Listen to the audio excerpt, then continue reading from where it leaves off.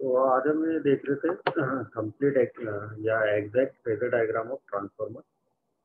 ठीक है, तो इसके बारे में स्टडी करेंगे। जो हमने पहले भी फेजर डायग्राम पढ़ चुके हैं इसका अपन ट्रांसफार्मर का, लेकिन वहाँ पर हमने वोल्टेज ड्रॉप को नेग्लेक्ट किया। ठीक है, अब जो हम पढ़ेंगे फेजर डायग्राम का बनाना सीखेंगे, उसमें हम वोल्टेज ड्रॉप को भी कंसिडर करेंगे। ट्रांसफार्मर के जो वोल्टेज ड्रॉप है उसको भी कंसिडर करेंगे।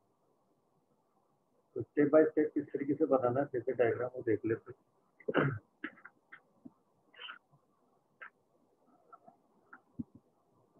तो फेजर डायग्राम बनाने के लिए सबसे पहले हमें पता होना चाहिए इसका इक्विवेलेंट सर्किट, जो हम पिछले लेक्चर में पढ़ चुके हैं इसको। ठीक है, तो इक्विवेलेंट सर्किट जो है वो इस तरीके का होता है ट्रांसफार्मर का। ये जो दिया हुआ है सर्किट, इसके अंदर ये जो पार्ट है ये प्राइमरी साइड का पार्ट है और ये ट्रांसफार्मर की सेकेंडरी साइड का पार्ट है। ठीक है, तो जो फेजर डायग्राम हम डेवलप करेंगे, यहाँ पर फेजर डायग्राम बनाएंगे, तो इसके अंदर हम सबसे पहले सेकेंडरी पार्ट को कंसिडर करते हैं, और जितने भी नोटेशंस हैं इस सर्किट डायग्राम के अंदर वो सारी चीजें हम फेजर डायग्राम में भी डालेंगे। ठीक है, शो करेंगे। और अब क्या क्या चीजें होंगी, ये वोल्टेज होगा, primary voltage, secondary voltage, primary secondary EMF हो जाएंगे, रेजिस्टेंस हो जाएंगे, प्राइमरी और सेकेंडरी के करंट हो जाएंगे सारी, है ना। वो सारी चीजें हम फेजर डायग्राम में। तो नोटेशन देख लेते हैं क्या क्या होंगे। वोल्टेज होंगे प्राइमरी और सेकेंडरी, ईएमएफ होंगे primary secondary, primary current secondary current होगी। ठीक है, जो एक्स्ट्रा करंट हम प्राइमरी साइड पर एक्स्ट्रा करंट देते हैं ईएमएफ को, की वैल्यू को बढ़ाने के लिए, प्राइमरी ईएमएफ की वैल्यू को बढ़ाने के लिए आई टू डैश, तो ये होगी। नो लोड करंट होगी, आयरन लॉस करंट होगी, मैग्नेटाइजिंग करंट होगी। ठीक है, और रेजिस्टेंस होंगे प्राइमरी और सेकेंडरी, रिएक्टेंस होंगे प्राइमरी और सेकेंडरी, लीकेज रिएक्टेंस, और आयरन लॉस रेजिस्टेंस होगा और मैग्नेटाइजिंग। ठीक है, तो ये सारी चीजें हम मेंशन करेंगे फेजर डायग्राम में, जो कंप्लीट फेजर डायग्राम बनाएंगे ट्रांसफार्मर का। ठीक है, चलते हैं।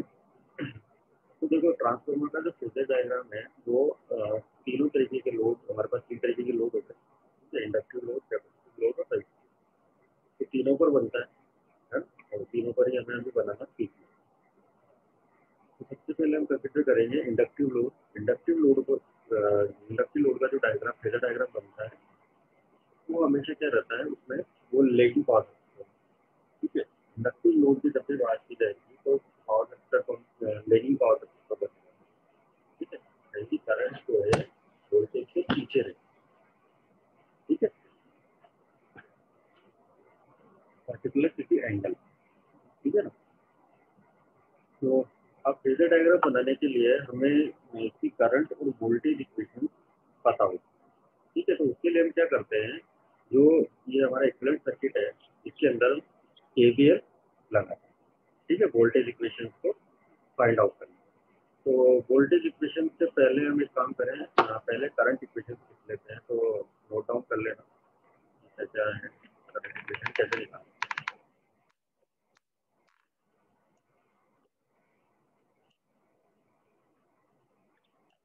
जैसे करंट इक्वेशन कौन कौन सी होंगी भाई, एक तो करंट कौन सी, I1 है ना। एक तो ये I1 करंट है और दूसरी करंट जो है वो नो लोड करंट है। ठीक है ना। तो इसको हम चाहें तो इस तरीके से मैं बता दूं कि I1 जो है तो हम इस तरीके से लिखते हैं,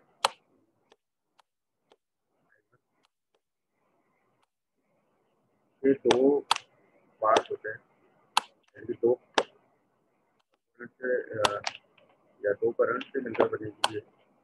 ठीक है, कौन सी करंट होगी, तो नो लोड करंट।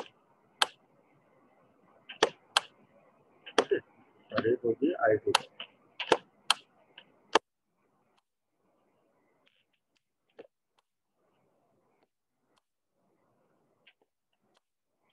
ठीक है, अभी देखो यहाँ से जो I1 करंट आ रही है ये सर्किट में जाएगी है, और यहाँ से ये शंट ब्रांच में जाएगी तो नो लोड करंट हो जाएगी, और इधर से ये वाइंडिंग के अंदर जा रही है तो ये I2 डैश। ठीक है, यानी कि I0 और I2 डैश का जो सम है, फेजर सम है, वो किसके बराबर है, I1 के बराबर। यानी कि I1 को हम बोल सकते हैं I0 प्लस I2 डैश, ठीक है, बार इनका बार आएगा, ठीक है, यानी कि फेजर सम आएगा, ठीक है, क्लियर। इस तरीके से ये जो I0 है इसके दो कंपोनेंट होते हैं,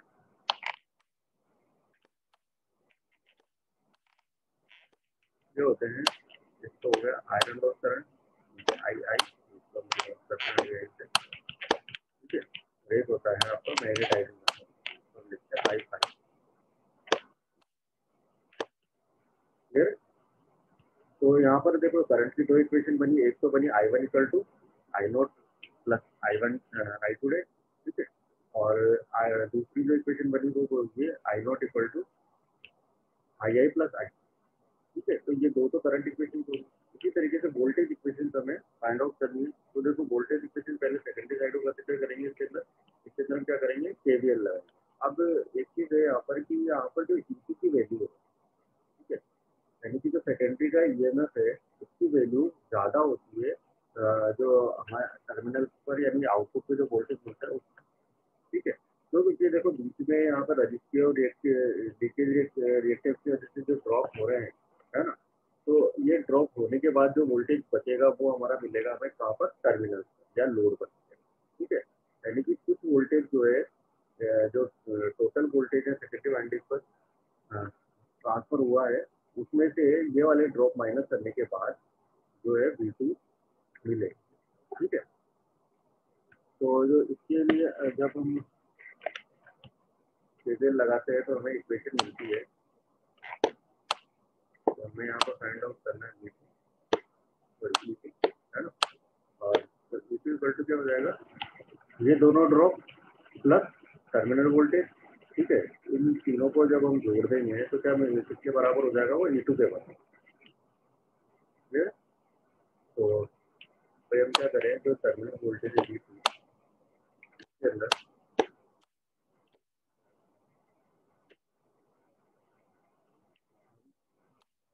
ड्रॉप सेकेंडरी साइड की बात कर रहे हैं, इसलिए करंट सेकेंडरी की आएगी I2, सेकेंडरी ड्रॉप,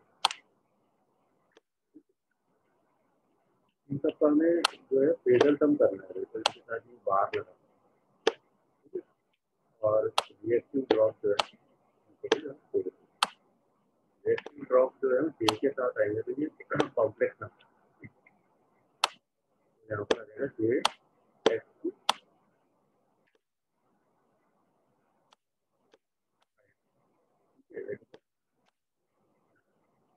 केवीएल के जरिए फाइंड आउट कर देते हैं भाई, यहाँ पर सेकेंडरी करंट है I2,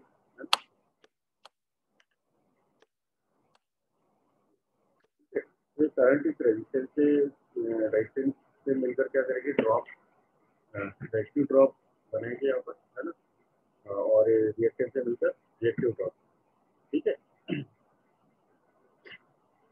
और ये वोल्टेज, ठीक है, तो वो सेकेंडरी वोल्टेज, तो ये तीनों मिलकर जो टोटल वोल्टेज बनाएंगे किसके बराबर होगा, वो इसी के बराबर, तो इसलिए आपकी सेकेंडरी की इक्वेशन हो गई, जिससे हमें फेजर डायग्राम में बन गई, ठीक है। इसी तरीके से एक और इक्वेशन बनाएंगे हम, कौन सी, भाई V1 भी लाना है ना, सेकेंडरी साइड का तो कंप्लीट हो गया, प्राइमरी वोल्टेज V1 लेके आना। तो देखो अब क्या करेंगे, इस वाले सर्किट में जो प्राइमरी वाला सर्किट है इसके अंदर की गई, ठीक है। तो अब एक चीज है यहाँ पर कि यहाँ का जो टोटल वोल्टेज होगा यानी कि V1 जो होगा, क्योंकि हम क्या कर रहे हैं, सप्लाई जो सप्लाई वोल्टेज दे रहे हैं, तो V1 की वैल्यू ज्यादा होगी, ठीक है। उसके बाद ये रेजिस्टेंस और रिएक्टेंस की वजह से और ये शंट ब्रांच की वजह से जो भी ड्रॉप वगैरह होने हैं, ठीक है, वो ड्रॉप होने के बाद हमें प्राइमरी साइड पर E1 मिलता है, ठीक है। तो E1 की वैल्यू जो है वो V1 से कम होगी, तो हम क्या बोल सकते हैं कि E1 प्लस ये रजिस्टिव और रिएक्टिव ड्रॉप मिलकर क्या बनाएंगे, V1 को बनाएंगे, ठीक है, यानी कि V1 के बराबर इसकी वैल्यू होगी। तो यहाँ पर हमें निकालना है V1, ठीक है, ये भी क्या होगा, इसका फेजर कम होगा, है ना?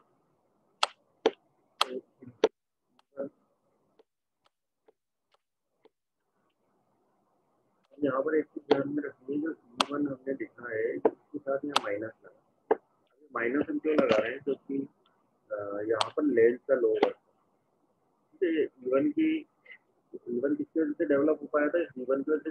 को आया था, ठीक है। तो ये जो E1 है ये अपोजिट डायरेक्शन में रहेगा, ये V1, ठीक है, इसलिए यहाँ पर माइनस साइन, ठीक है। तो माइनस E1 प्लस हो जाएगा करंट I1 है यहाँ पर सर्किट के अंदर, ठीक है। तो I1 R1 ये रजिस्टिव ड्रॉप हो जाएंगे, ठीक है।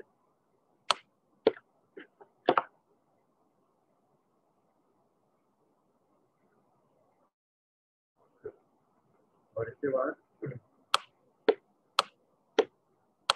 ये I1 X1 फिर रिएक्टिव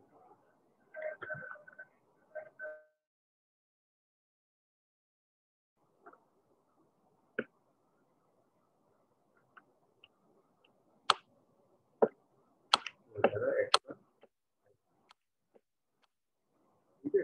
तो अभी करंट और वोल्टेज इक्वेशन हम निकाल चुके हैं, है ना। तो इन करंट और वोल्टेज इक्वेशन को हमें क्या करना है, यहाँ पर फेजर डायग्राम में बनाना है, ठीक है। इन इक्वेशन से फेजर डायग्राम बनाना, ठीक है। तो कौन कौन सी इक्वेशन हो गए, पहली इक्वेशन तो जो हो गए जो करंट इक्वेशन है ना। तो दूसरी इक्वेशन हो जाएगी थर्ड नंबर की इक्वेशन हो जाएगी, और ये फोर्थ नंबर, ठीक है। तो चलो फेजर डायग्राम बनाना है।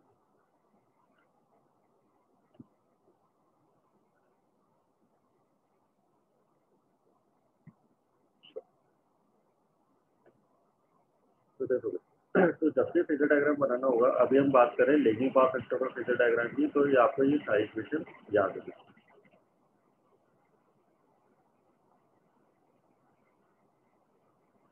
तो देखो सबसे पहले हम क्या करेंगे फेजर डायग्राम के लिए, हाँ, एक लाइन बनाएंगे, हॉरिजॉन्टल लाइन, ठीक है। यहाँ पर हम डिनोट कर देते हैं फाई एम, ये हमने रेफरेंस ले लिया मैक्सिमम प्लस फाई एम, है ना। सबसे पहले ये लाइन बनाओगे आप, ठीक है। उसके बाद फाई एम से 90 डिग्री लेगिंग, यानी कि 90 डिग्री पीछे की तरफ, ठीक है।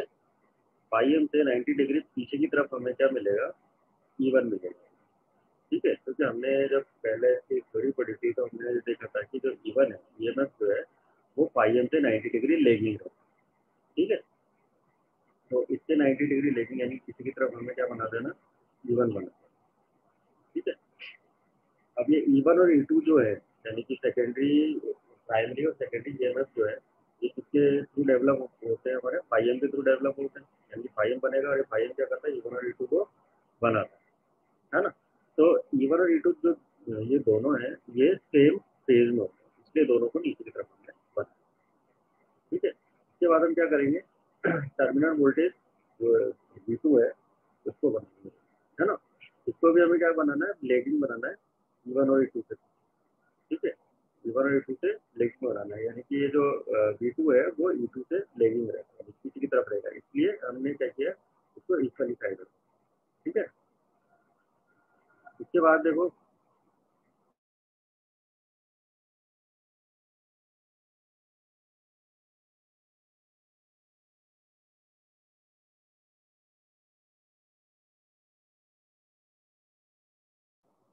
ठीक है। इसके बाद देखो ये V2 हमने बना दिया, V2 के बाद आ जाएगा हमारा I2, ठीक है। अब देखो I2 को हमने थोड़ा इन दोनों के बीच में गैप रखा है, क्यों, क्योंकि जो I2 है वो V2 से पीछे रहता है, यानी कि लेगिंग रहता है, ठीक है। V2 से किसी एंगल पर लेगिंग रहता है, तो I2 और V2 के बीच में जो एंगल बनेगा वो हो जाएगा फाइव। तो यहाँ पर लिख देते हैं, ये जो एंगल है ये है फाइव,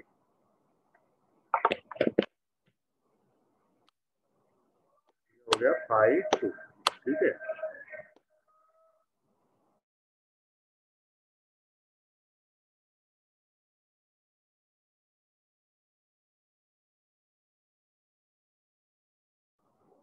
ठीक है, तो ये आ गया 5 2 हमारा बन गया, है ना। उसके बाद देखो इसी तरीके से स्टेप बाय स्टेप आपको बनाना है। अब हम क्या करते हैं कि देखो ये जो I2 है ना, इस I2 की वजह से जब ये I2 रेजिस्टेंस और रिएक्टेंस के साथ मिलेगी, यानी वहाँ से ओवरफ्लो होगी, तो ये रजिस्टिव ड्रॉप और रिएक्टिव ड्रॉप डेवलप करती है, ठीक है। तो ये जो रजिस्टिव ड्रॉप होंगे वो क्या करेंगे, ये रजिस्ट्री ड्रॉप आपके इस I2 के पेज में हो, तो हम क्या करते हैं, इस I2 से यहाँ से थोड़ा इस तरीके से I2 के पेज में एक लाइन डाल देते हैं ऐसे, ठीक है। ये होती है I2 R2 लाइन, ठीक है। ये जो इसको हम शो करते हैं, जो ड्रॉप है उसको I2 R2, ठीक है। ये I2 अब ये जो I2 R2 है, अब हमने देखो जब हम क्या करते हैं, सबसे पहले सेकेंडरी साइड को इससे कंसिडर करते हैं, है ना। तो सेकेंडरी साइड को कंसिडर कर रहे हैं, यानी कि हमें क्या करना है, ये वाली जो इक्वेशन है इसको सॉल्व करना है, यानी कि इस वाली इक्वेशन को यहाँ पर हमें इस डायग्राम में शो करना है, ठीक है। तो देखो हमने क्या किया, सबसे पहले फाइव से लेगिंग बनाया E2 को, है ना। और इस इक्वेशन में क्या क्या चाहिए हमें, एक तो V2 चाहिए, I2 R2 चाहिए, और जे I2 X2, ठीक है। तो V2 तो हमें मिल गया, ये V2 है। V2 के अंदर हम क्या क्या जोड़े, एक तो I2 R2 जोड़े और I2 X2 को, इन दोनों को जब हम जोड़ देंगे V2 के साथ तो क्या मिल जाएगा, E2 में। तो वही चीज़ हम यहाँ पर करते हैं, ठीक है। भाई जो रजिस्ट्री ड्रॉप है वो होंगे तो किसके फेज में, इस करंट से ही आगे निकलेंगे, है ना। I2 के फेज में होंगे, लेकिन हम इसको शो कहाँ पर करते हैं, इसकी लाइन हमने यहाँ बनाएंगे, इसको ऐसा कैसा उठाकर हम कहाँ डाल देंगे, V2 के साथ डाल, तो क्योंकि हमें इक्वेशन में क्या करना है, V2 प्लस I2 R2 करना है, इसलिए ये वाली जो लाइन है इसको उठाकर हमने कहाँ डाल दिया, यहाँ पर डाल दिया। येलो वाला एरो दिख रहा है, ये I2 R2, ठीक है,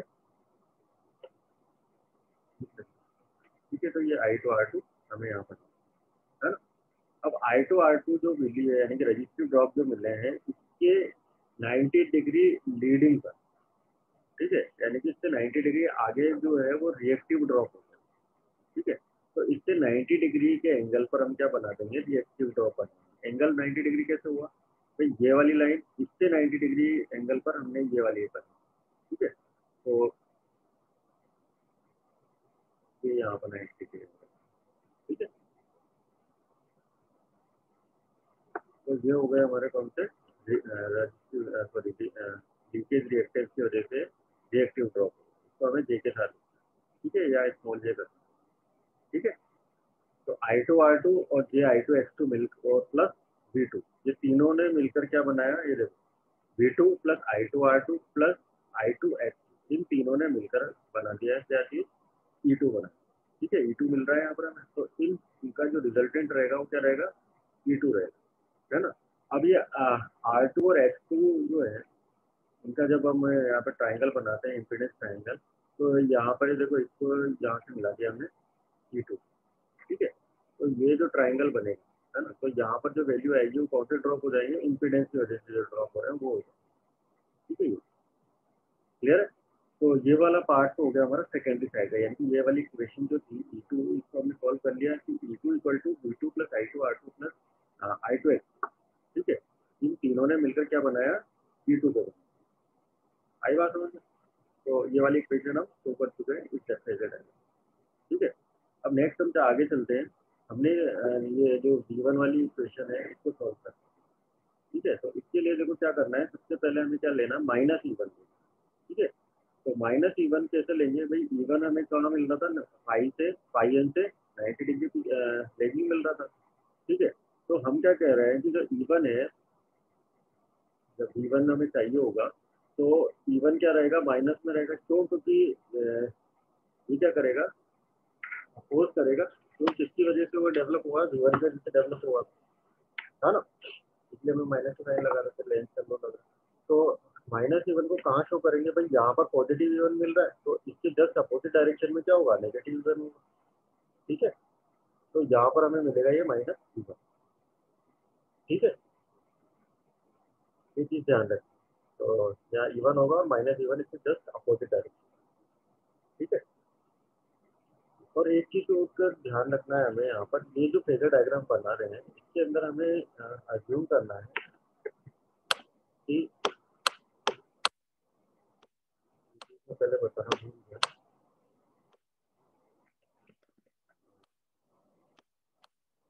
यहाँ पर जो ट्रांसफॉर्मेशन रेशियो है, ठीक है, यानी कि जो K की वैल्यू है तो हम अज्यूम कर रहे हैं कितना, 1, ठीक है, ए की वैल्यू हम 1 अज्यूम करते हैं, इसीलिए ये E1 और E2 की जो लाइन बनाई है वो सेम बनाई है, बराबर बनाई।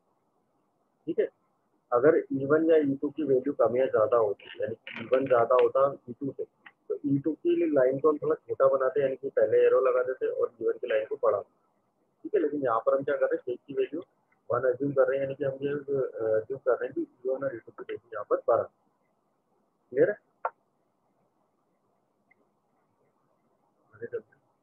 तो देखो E1 हमने यहाँ पे शो कर दिया। अब देखो E1 तो आ गया। अब हमें क्या करना है, इससे पहले भाई ये वाली इक्वेशन सॉल्व करने से पहले हमें क्या करना है, करंट इक्वेशन को सॉल्व करना है। तो करंट इक्वेशन में देखो सबसे पहले हम कौन सी करेंगे, नो लोड करंट की इक्वेशन को सॉल्व करेंगे। नो लोड करंट जो है वो I1 और I5 इन दोनों के का फेजर सम है। ठीक है, तो देखो ये आई जो होती है वो तो E1 के फेज में होगी, और I5 जो है वो फाइव के फेज में होगी। तो इस तरीके से इन दोनों को शो कर दे, इन दोनों का जो रिजल्टेंट होगा, यानी कि देखो हम I5 के पैरेलल में यहाँ से लाइन डालें और II के पैरेलल में हम यहाँ से लाइन डालें। तो जब ये दोनों लाइन मिलेगी, जहाँ जैसे मिलती है वहाँ पर हमारा इन दोनों का रिजल्टेंट रहेगा I1, इसको हम बोलते हैं नो लोड। ठीक है, तो आई नॉट हमें यहाँ मिल चुकी है। अब देखो आई नॉट जो है, अब इसके बाद हम सेकेंड इक्वेशन को सॉल्व करेंगे। तो सेकेंड इक्वेशन है I1, सेकंड मतलब इसकी जो फर्स्ट वाली हमने यहाँ लिखी है I1 वाली जो इक्वेशन इसको सॉल्व करेंगे, तो ये हो जाएगी I1 equal to I0 plus I2 dash. ठीक है, तो हम क्या करते हैं, देखो भाई ये जो I2 है ना, तो I2 डैश हमें कहाँ पर मिलेगी, इस I2 के अपोजिट डायरेक्शन में मिलेगी। तो क्योंकि भैया I2 डैश जो थी, ये वह एक्स्ट्रा करंट थी जो E1 की वैल्यू को, इस E1 की वैल्यू को बढ़ाने के लिए हम जो एक्स्ट्रा करंट दे रहे थे वो है। ठीक है, तो I2 डैश जो है वो I2 के जस्ट अपोजिट डायरेक्शन। ठीक है, क्योंकि जितनी हम I2 डैश थी उसकी अपोजिट डायरेक्शन में हमने क्या किया, प्राइमरी साइड पर, प्राइमरी साइड पर हमने I2 डैश। ठीक है, अब क्या करेंगे, इस I2 डैश के पैरेलल में एक लाइन यहाँ से डालेंगे, है ना, और ये जो I0 वाली लाइन है इसके पैरेलल में हम यहाँ से एक लाइन डालेंगे। ठीक है, जहाँ पर ये दोनों लाइन एक दूसरे को काट रही है वो हमारा रिजल्टेंट हो जाएगा, और ये जो मिली है हमें वो कौन सी करंट मिली है, I1। ठीक है, तो I1 करंट मिल चुकी है। अब जब I1 करंट सर्किट में फ्लो होने लगेगी तो ये रेजिस्टेंस और रिएक्टेंस के साथ मिलकर क्या करेंगे, रजिस्टिव और रिएक्टिव ड्रॉप डेवलप करेगी। ठीक है, तो रजिस्टिव ड्रॉप डेवलप करेगी, तो जो रजिस्टिव ड्रॉप होंगे प्राइमरी साइड पर, कौन से I1 R1, ये इस I1 के फेज में ही होंगे, है ना। I1 के फेज में होंगे तो हम क्या करेंगे, तो यहाँ बनाएंगे। ठीक है, लेकिन हमें क्या है, इक्वेशन में क्या चाहिए, V1 जो है, V1 बनाने के लिए हमें E1 के साथ I1 R1 देते हैं। ठीक है, तो हम क्या करते हैं कि यहाँ पर जो हमें ड्रॉप मिल रहे हैं इनको उठाकर हम क्या करते हैं, E1 के साथ में डालते हैं। ठीक है, तो यहाँ से जो लाइन आएगी इसको इसी तरीके से उठाकर आपको मतलब इसी डायरेक्शन में यहाँ से ये आगे ले जाके आप क्या करते हैं, यहाँ पर ड्रॉप करते हैं। ठीक है, तो ये आपके हो जाएगी I1 R1। ठीक है, और इससे 90 डिग्री लीडिंग पर हमारे रिएक्टिव लीकेज रिएक्टेंस की वजह से जो ड्रॉप होंगे, रिएक्टिव ड्रॉप वो मिलेंगे। तो I1 R1 के 90 डिग्री पर हमें मिल जाएंगे रिएक्टिव। ठीक है, क्लियर है? तो इक्वेशन हमारी सॉल्व हो गई है कि E1, ये E1 हो गया, प्लस I1 R1, ये I1 R1, प्लस ये I1 X। ठीक है, प्लस ये I1 X1, ये ठीक है, इन तीनों का जो रिजल्टेंट रहेगा, ठीक है, उसको हम यहाँ ओरिजिन से मिला देंगे और ये हो जाएगा हमारा V1। ठीक है, तो ये इक्वेशन भी सॉल्व हो गई। क्लियर है ना, और इनका जो रजिस्टिव और रिएक्टिव ड्रॉप मिलकर जो है वो कौन से ड्रॉप बनाते हैं, मतलब। ठीक है, तो यहाँ पर हमें इम्पीडेंस की वजह से होने वाले ड्रॉप मिल जाएंगे I1 Z, तो ये इम्पीडेंस टाइम का। ठीक है, अब यहाँ पर देखो एक चीज कि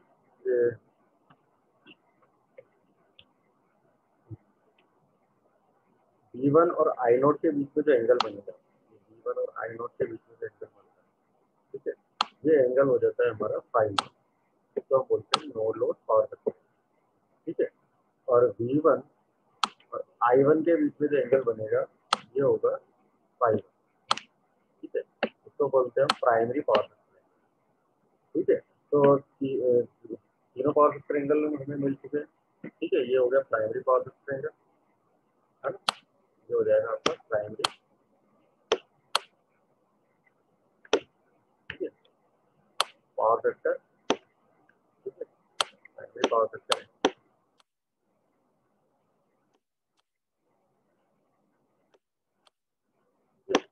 तरीके से ये हमारा हो जाएगा सेकेंडरी पावर।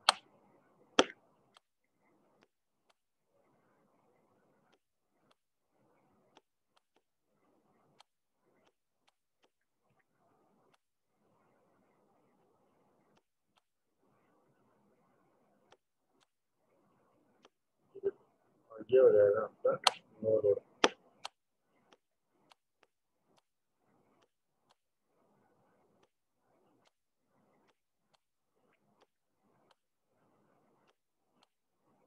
ठीक है, no load power factor, clear. तो इस तरीके से भी आपको लेगिंग पावर फैक्टर पर फेजर डायग्राम बनाना है ट्रांसफर, ठीक है। अब देखो यहाँ पर लेगिंग कैसे हुआ, है ना। तो इधर देखो, हमने देखा कि ये V2 जो है उससे पीछे है I2 यहाँ पर, ठीक है, और ये V1 से पीछे यहाँ पर I1 यहाँ मिल गया, ठीक है। तो ये लेगिंग पावर फैक्टर पर हमें हमारा फेजर डायग्राम डेवलप, क्लियर है। तो इस तरीके से आगे चलते हैं,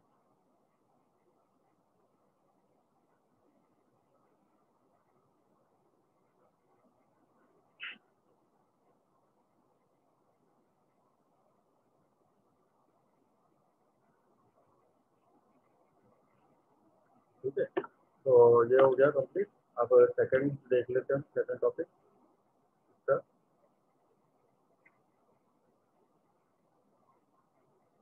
ठीक है। सेकंड टॉपिक देख लेते हैं। देखो भाई, सेकंड टॉपिक में क्या है कि लीडिंग पावर फैक्टर पर फेजर डायग्राम, है ना। लीडिंग पावर फैक्टर पर फेजर डायग्राम बनाना, तो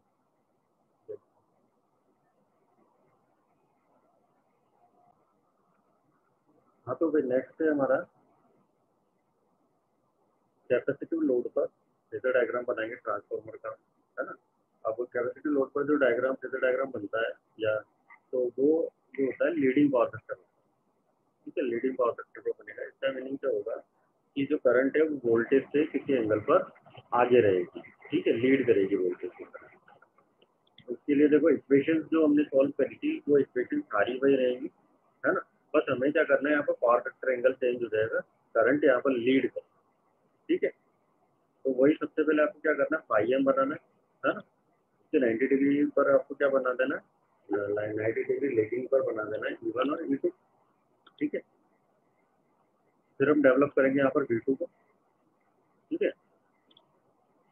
अब देखो V2 से हमने क्या किया कि लीड करेगी I2, ठीक है, यानी करंट जो है लीड कर रही है। तो अभी पहले हमने क्या किया था, इससे पहले वाले डायग्राम में करंट को बनाया था लेकिन, यानी कि वोल्टेज से पीछे बनाया। अब हमने क्या किया, वोल्टेज से आगे बनाया करंट, ठीक है। तो ये लीडिंग पावर फैक्टर है, इसलिए करंट जो है वो लीड कर रही है वोल्टेज, ठीक है। तो अब देखो I2 बना थे, I2 के फेज में यहाँ पर हमारे ड्रॉप होंगे I2 R2, ठीक है, जिसको हम कहाँ ले लेंगे, V2 पर ले लेंगे, ठीक है, ठीक है। यहाँ से हम पैरेलल यहाँ लाइन डालेंगे और इस लाइन को उठाकर कहाँ डाल दिया हमने, V2 के साथ, ठीक है। अब ये हो गया आपके I2 R2 ड्रॉप, है ना। अब I2 R2 से 90 डिग्री पर, ठीक है, यानी कि इसके 90 डिग्री लेगिंग कौन से रहेंगे, लीडिंग कौन से रहेंगे, I2 X2 है, ठीक है। तो ये I2 X2 जो ड्रॉप है वो आ जाएंगे और मिलेंगे कहाँ पर, V2 पर। तो इक्वेशन हमारी सॉल्व हो गई, V2 equal to V2 plus I2 R2 plus ये है I2 X, ठीक है। और ये V2 को हम मिला देंगे V2 से, तो ये हो जाएंगे I2 X, ठीक है।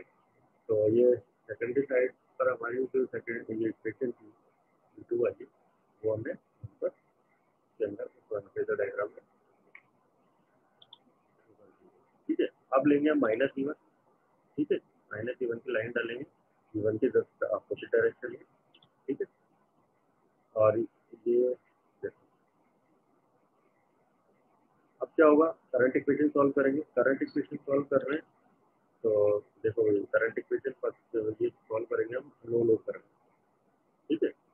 आई नॉट इक्वल टू हो जाएगा हमारा आई प्लस आई फाइव, ठीक है। तो ये हो गया आई और ये हो गया आई फाइव, इनका रिजल्टेंट जो निकालेंगे हम हो जाएगा आई।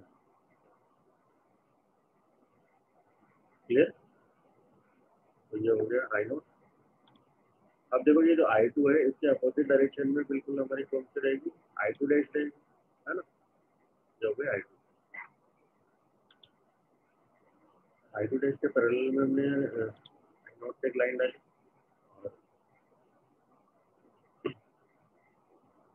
आई नोट के पैरेलल में लाइन डाली, दोनों का जो रिजल्टेंट रहेगा वो हमने शो किया, जिसको ऑर्डिनेट हमने मिला दिया। और ये जो है वो करंट हो जाएगी आई वन करंट। अब ये आई वन करंट जो है प्राइमरी साइड में रजिस्टिव और रिएक्टिव ड्रॉप को डेवलप करेगी।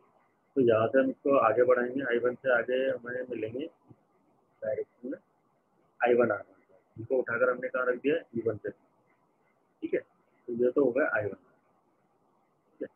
इसी तरीके से ये आई वन एक्स वन ड्रॉप हमें इससे 90 डिग्री लीडिंग एंगल पर मिलेंगे, है ना। और इनका जो रिजल्टेंट जो रहेगा इनका वो रहेगा आपका बी वन, ठीक है। तो इक्वेशन जो हमारी थी B one equal to I one R one plus J I one X one, ये यहाँ पर सॉल्व हो जाएगी, ठीक है। और ये यहाँ पर इम्पिडेंस ड्रॉप मिल जाएंगे, ठीक है।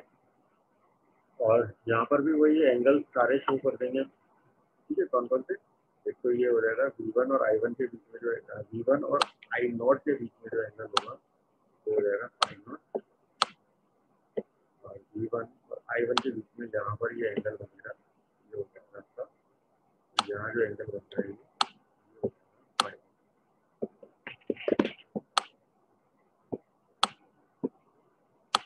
ठीक है। और इसी तरीके से बी टू और आई टू के बीच में जो एंगल रहेगा वो होगा फाइव, क्लियर। तो इस तरीके से भाई फेजर डायग्राम बनाना है कैपेसिटी लोड पर या लीडिंग पावर फैक्टर लोड पर ट्रांसफॉर्मर, ठीक है। तो एग्जाम में अगर आपके आता है, अगर वहाँ स्पेसिफाई किया होता है कि लीडिंग पावर फैक्टर का फेजर डायग्राम बनाना ट्रांसफॉर्मर का या लेगिंग का बनाना है, ठीक है, तो आपको पर्टिकुलर वही बनाना है। लेकिन अगर ये पूछा जाता है कि लीडिंग बनाना है, मतलब तीनों पावर फैक्टर पर बनाना है, तो फिर तीनों डायग्राम, ठीक है। और नेक्स्ट आगे चलते हैं,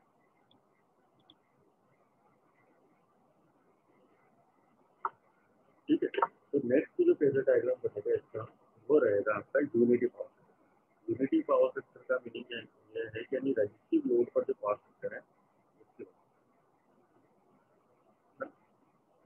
रजिस्टिव लोड पर पावर फैक्टर के बाद,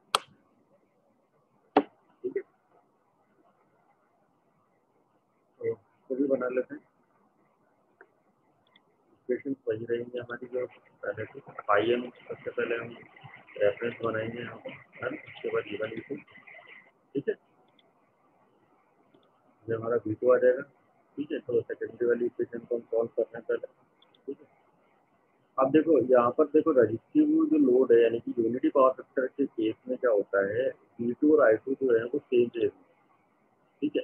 यानी कि I2 और V2 के बीच में जो एंगल होता है फाइव की, उसकी वैल्यू जो होती है वो क्या रहेगी, 0 डिग्री, ठीक है। तो फाइव की वैल्यू 0 रहेगी, इसका मीनिंग क्या हुआ कि V2 और I2 जो है दोनों सेम फेज, ठीक है। इसीलिए इन दोनों को हमने क्या किया, एक ही लाइन, ठीक है।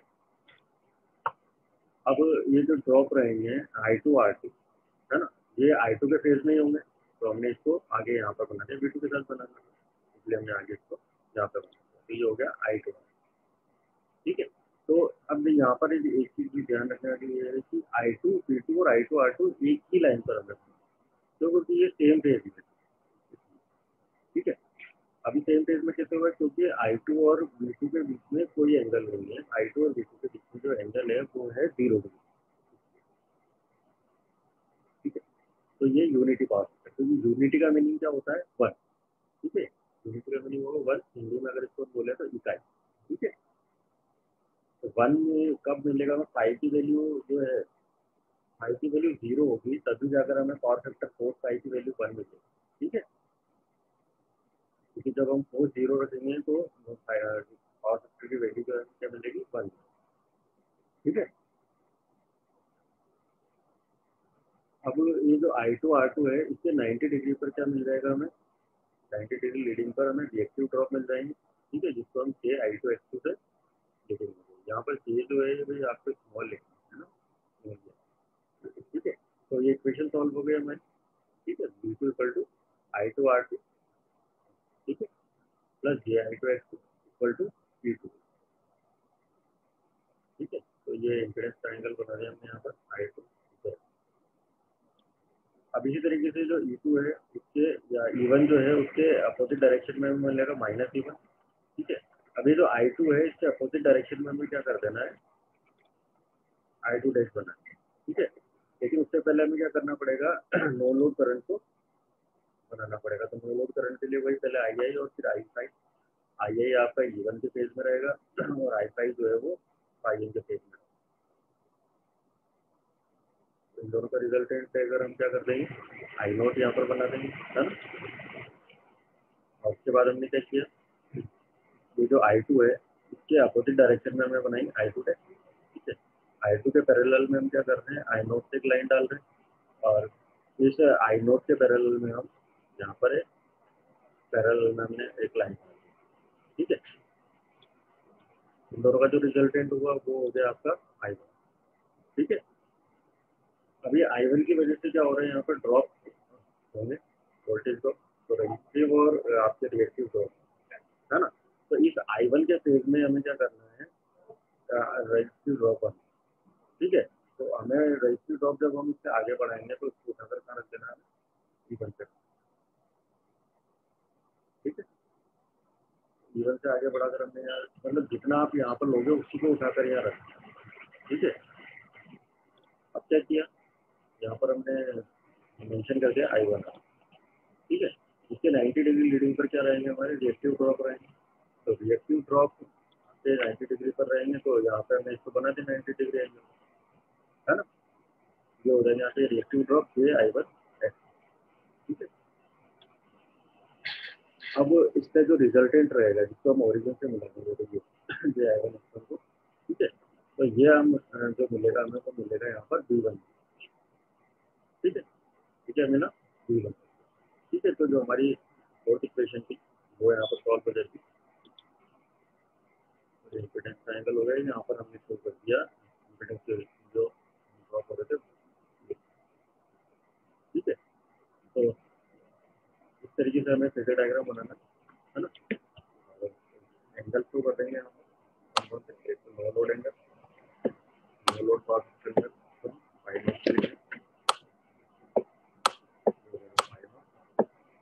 E1 और I1 के बीच में एंगल बनाएंगे हो जाएगा। ठीक है, और इस तरीके से I2 और B2 के बीच में जो एंगल मिलेगा ∅2 उसकी वैल्यू क्या रहेगी यहाँ पर 0 रहेगी। ठीक है,